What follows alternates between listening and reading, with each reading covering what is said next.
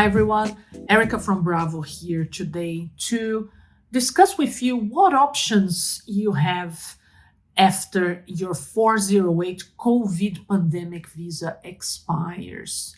So, if you are on a 408 COVID visa, you probably know that the department has seized this visa on the 1st of September 2023.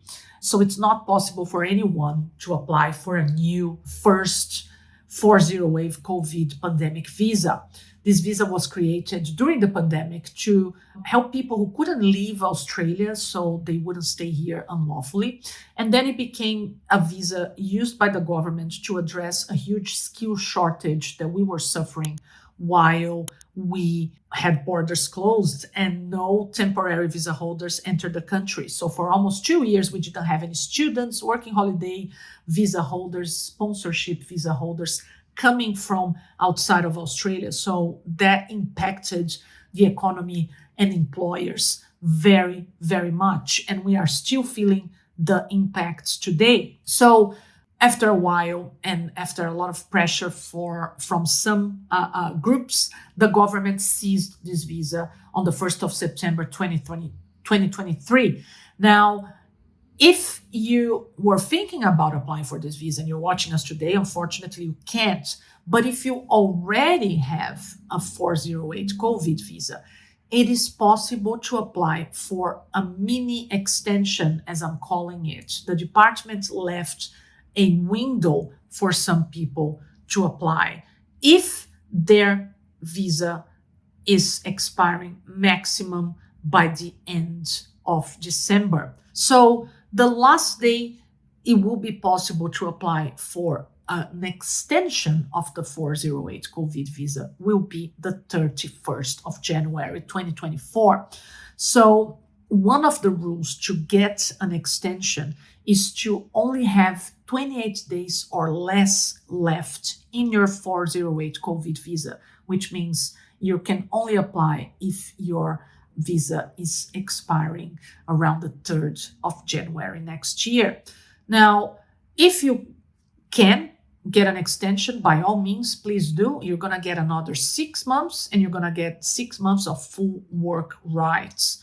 Now, that's it. The party ends. If your visa expires anytime after that date, then you won't be able to get an extension. So the point of our visa today, of our video today, is to discuss what options do you have if your 408 visa is expiring. So the first thing is to look at, can you get this extension? Because that will be the most beneficial option for you.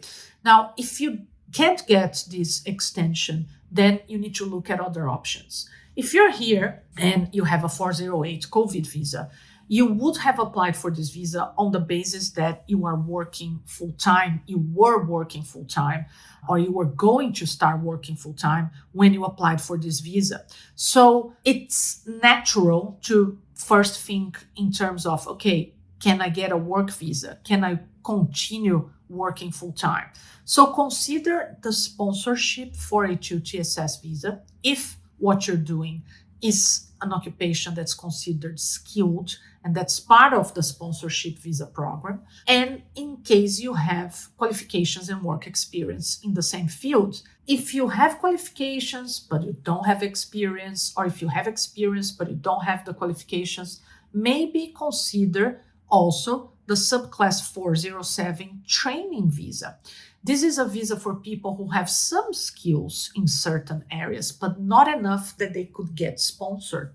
So it's become a very popular visa recently because for a long time, it took a long time for that visa to be approved. We used to have cases that used to take 3 years sometimes. I think the longest one we had took 3 years. So that made things a little bit unviable for employers to say, okay, this is a good option. Let's sponsor you on that visa. But since the end of 2022, this visa has become much quicker in terms of processing times, and it takes around 2 months only for an approval to be issued. So it has become, again, as it was in the past, a very popular option between for skilled workers and employers. So consider what you're doing as a job now and ask yourself, is this an occupation that is considered skilled by the department and that can be sponsored or sponsored on a training visa? Do I have at least a bit of experience or qualifications? If that's the situation, get in touch with us and we can assess if you qualify either for the sponsorship visa, which is always the best option initially. But if not, we'll look at the training visa as well, because the training visa is a visa with full-time work rights that can be granted for up to 2 years. And then after that, you can be sponsored if your employer still wants to employ you. Now, if you're working in jobs that are not considered skilled, let's say if you're working as a delivery driver, a cleaner, a nanny, working in retail, in hospitality, but you're not the chef or the restaurant manager, then probably you won't qualify for any of these visas I described just now, the sponsorship visa for H2TSS and the training visa.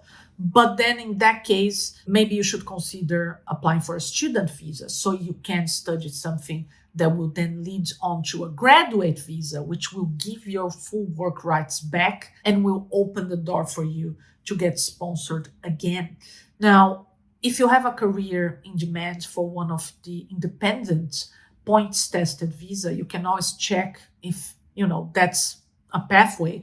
But it takes a while. Once you get recognized in your career, it's a long bureaucratic process. You need an invitation from the federal government or a state or territory, which can take months or years sometimes. So that doesn't solve your short-term problem, which is you're on a 408 visa, 408 COVID visa, and it's going to expire in a few months, and you need to stay here. You want to stay here. So you really should be looking at either getting sponsored or going back to study or start studying, but looking at sponsorship again, because with the new rules the government's implementing, getting sponsored is probably going to become again the best pathway towards permanent residence. If you get sponsored regardless of your occupation on a 482 TSS visa after 2 years working with the same employer in the same position, you may qualify for a permanent employer visa. So depending on how the points tested visas go, at the moment there's been no invitations issued by the federal government this financial year at all.